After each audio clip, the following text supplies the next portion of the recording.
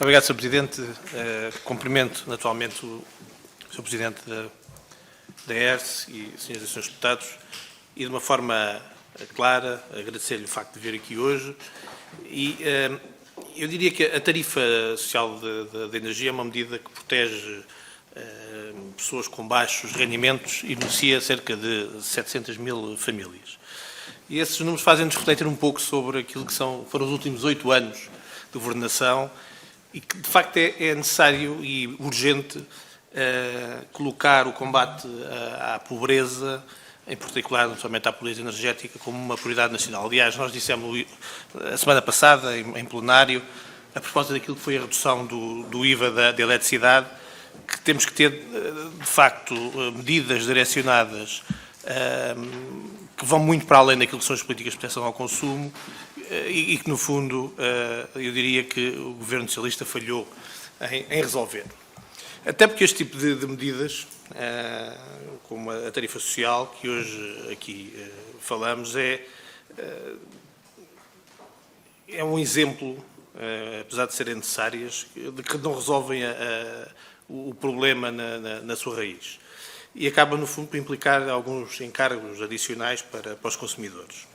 O Decreto-Lei de 104 de 2023, de 7 de novembro, do anterior Governo, abriu a porta à possibilidade, como disse, dos comercializadores repercutirem o custo da tarifa e, no fundo, o que veio fazer foi aumentar o preço final da fatura para todos os consumidores. Aliás, a este propósito, não podemos deixar de considerar, no fundo, um pouco irónico, que a iniciativa de chamar o regulador para explicar este modelo de financiamento da tarifa social venha pela mão do Grupo Parlamentar do Partido Socialista, quando foi precisamente esse Governo, onde o Partido Socialista governava, que foi autor desse decreto-lei. Não sendo o mesmo Governo hoje em dia, ou seja, não é o mesmo partido, a minha pergunta é se, de facto, estavam à espera de aprovar a primeira redução do IVA para depois da eletricidade, para conseguir equilibrar aquilo que eram as contas da tarifa social. E é pena que não tenha existido a mesma iniciativa de pedir explicações sobre as medidas de impacto negativo no bolso dos consumidores, quando o Partido Socialista ainda era Governo, e que o tenha, de facto, reservado para poder fazer agora. E há coincidências, de facto, que eu não posso deixar de o dizer aqui. Ao mesmo tempo que havia a publicação do Decreto-Lei, o 104, foi publicado um despacho conjunto, o 11.035, em 27 de outubro. E nesse despacho conjunto, o Governo afetava 565 milhões à redução do déficit tarifário do Sistema Elétrico Nacional. Ou seja, no fundo, ao mesmo tempo, o Governo emitiu 2 atos com efeitos contrários. Um que permitia baixar a fatura e o outro que iria aumentá-la. O despacho que reduzia a fatura surtiu efeitos a partir de janeiro de 2024, baixando, nessa data, o valor da fatura ao consumidor final. Enquanto que o decreto de lei iria implicar um aumento da fatura final aos consumidores e isto ficou dependente da operacionalização da ERSE.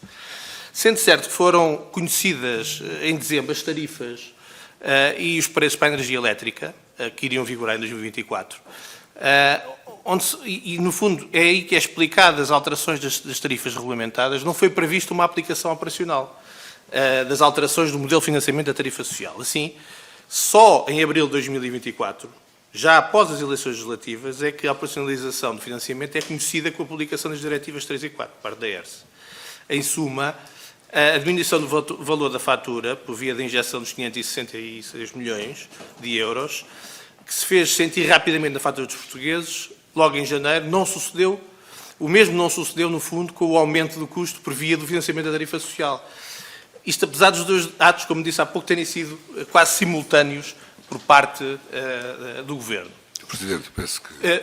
Vou colocar as questões, até porque, de uma forma rápida. A ERSE estima que em 2024 a tarifa social de eletricidade custará 44,4 milhões de euros aos produtores, 92,1 aos comercializadores. Além disso, há retroativos de 14,8 milhões de euros referentes ao período de 18 de novembro a 31 de dezembro de 2023, que terão que ser pagos agora. E temos o caso da EDP, que já levantou esta questão que vai cobrar aos consumidores, e eu aqui pergunto de uma forma muito clara.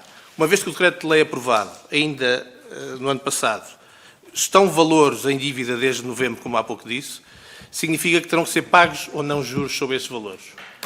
E se for afirmativo, qual é que é o valor desses juros e quem é que, enfim, últimos vai pagar? Que medidas específicas, e vou terminar já, Sr. Presidente, foram ou estão a ser consideradas pela ERSE para assegurar o cumprimento dos princípios da maior abrangência da cadeia de valor e não da discriminação enunciada no preâmbulo do decreto-lei? De que forma a ERSE pretende comunicar e esclarecer os consumidores sobre esta mudança e os impactos, garantindo transparência no processo? Quais são as expectativas de longo prazo da ERSE para equilibrar o financiamento da tarifa social entre os diferentes agentes do mercado? E, por último, no fundo, vão ou não vão pagar os consumidores em qualquer modelo de financiamento? O Sr. Professor afirmou, e com razão, que é uma escolha política. Essa escolha foi tomada ou não por parte do Governo anterior?